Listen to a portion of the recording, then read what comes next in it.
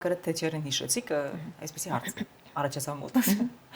Եթե օրինակ Հայաստանի քաղաքական համակարգում կանայք ավելի շատ լինեին, գուցե իրավիճակը այսպեսին չլիներ, ես Գոլդա Մեյերին հիշեցի ու շատ շատերին, որոնք վճռական պահերին կարողացել են երկիրը դուրս հանել դժվար իրավիճակից։ Այո։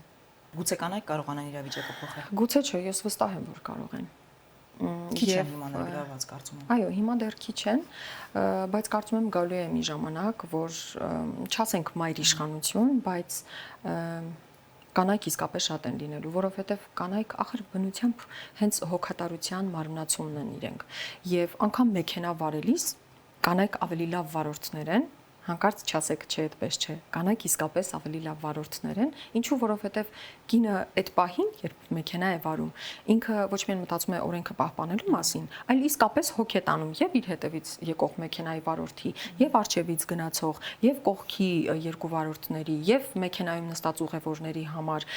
Այս մի ֆենոմենալ բան է։ Ես ընդունում եմ, որ տղամարդիկ էլ այո ունեն իրենց այսպես ասած պապայական հոգատարությունը, բայց կնոջ հոգատարությունը դա բնությամբ աստվածային մի երևույթ է, որովհետև մենք մայր ենք, մենք ենք մեր ձակուկներին 9 ամիս պահում, մեր ներսում, մեծացնում, սնում, շահում, մենք ենք տալիս այդ էներգիայի աղբյուրը, չէ, իրենց երկիր մոլորակ լույս աշխարհ գալու ի վերջո, ու սա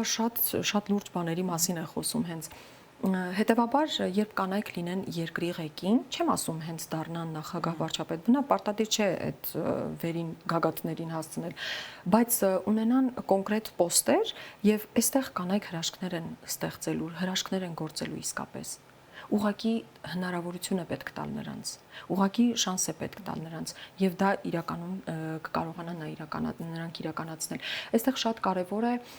որ կանայք էլ գիտակցեն իրենց ուժը։